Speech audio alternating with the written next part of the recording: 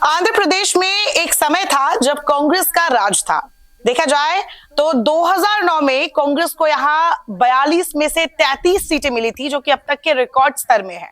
अगर देखा जाए तो इस वक्त वाईएसआरसीपी वहां पर सरकार में है और उनके पास भी लोकसभा में 22 सीटें हैं।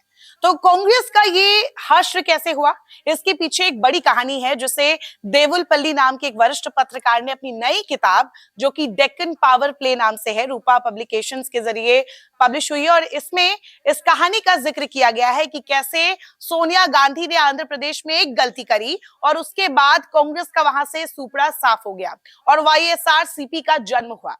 दरअसल आंध्र प्रदेश के पूर्व मुख्यमंत्री वाईएसआर यानी कि वाईएस राजशेखर रेड्डी थे और वो कांग्रेस के बड़े नेता थे।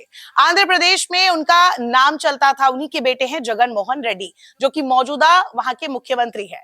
तो राजशेखर रेड्डी की हेलीकॉप्टर दुर्घटना में मौत हो गई थी 2009 में, और इसके बाद उनके बेटे यानी कि जगन मोहन रेड्डी ने एक यात्रा निकालने की सोची थी, क्योंकि उनकी वजह से राज्य में लगभग 737 लोग, जिसमें महिला और पुरुष दोनों थे, उन सब ने सुसाइड कर लिया था उनके दुख में।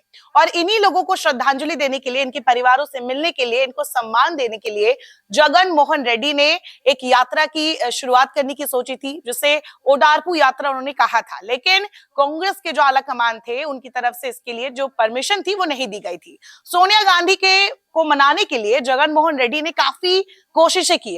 कहा जाता है कि अक्टूबर 2009 से लगभग 6 महीने तक जगन मोहन रेड्डी ने कोशिश की कि वो कांग्रेस आला कमान को मना सके और इस यात्रा की शुरुआत कर सके, लेकिन परमिशन नहीं दी गई, क्योंकि जगन मोहन रेड्डी अपनी विरासत को मजबूत कर सकते थे और इससे कांग्रेस को खतरा हो सकता था।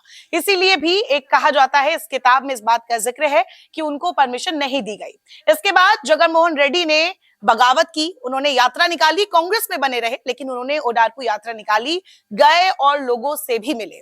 और इसी के बाद मार्च 2011 में उन्होंने वाईएसआरसीपी पार्टी बना ली। अब अगर मौजूदा आंकड़े देखेंगे तो मौजूदा समय में वाईएसआरसीपी के पास लोकसभा की 22 सीटें हैं और वही उनके 100 लगभग 51 विधायक भी है।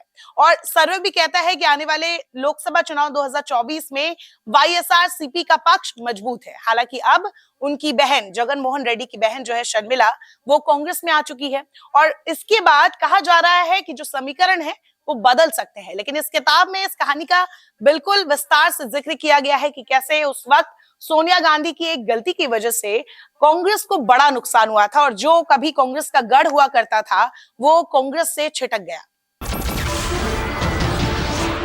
नमस्कार, मैं हूं मानक गुप्ता।